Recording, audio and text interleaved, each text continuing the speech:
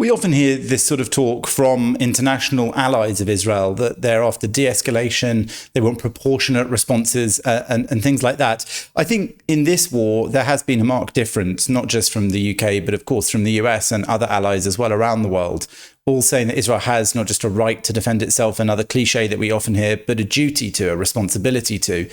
So I think that obviously, as time goes on, we expect some of those caveats to creep in. But I don't think there's any indication yet that Britain is going to be putting too much pressure on Israel to ease off, to take its foot off the pedal, let's say, because I think there's a full recognition that the horrors of what happened on the 7th of October were so grotesque, something that the whole Western world is against, that those countries, including Great Britain, will be allowing Israel to do what they think it needs to do, what it think it needs to do, but obviously with an emphasis on trying to maintain the situation that as few civilians as possible are caught up in that fighting.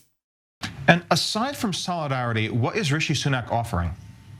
Well, we haven't been told a lot about his trip. That doesn't mean that there isn't a lot going on. In fact, it might mean the opposite, because the less that's said, the more he might be able to do. We saw the dangers of announcing too much of one's plans when Joe Biden came to Israel yesterday.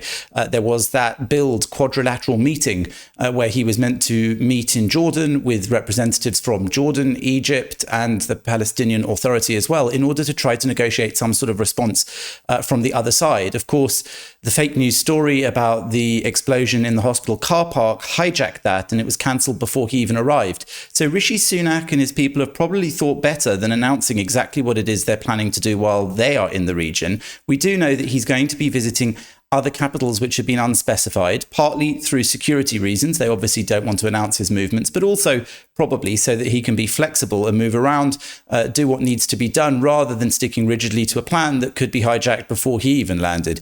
And I think that he may well be trying to pick up some of the slack that Biden and the Americans were unable to on their visit. Just 7 hours Joe Biden spent there. Rishi Sunak is meant to spend 2 days. And also James Cleverly, the foreign secretary, is in the region too. He's been to Qatar already. I think we can expect to see behind the scenes diplomacy really going on, Britain trying to exercise any influence it has with its allies other than Israel in order to try to ease the humanitarian situation for those in Gaza, but also in order to try to push along the aims of Israel without the war spiraling out of control and without other players being drawn in the region too.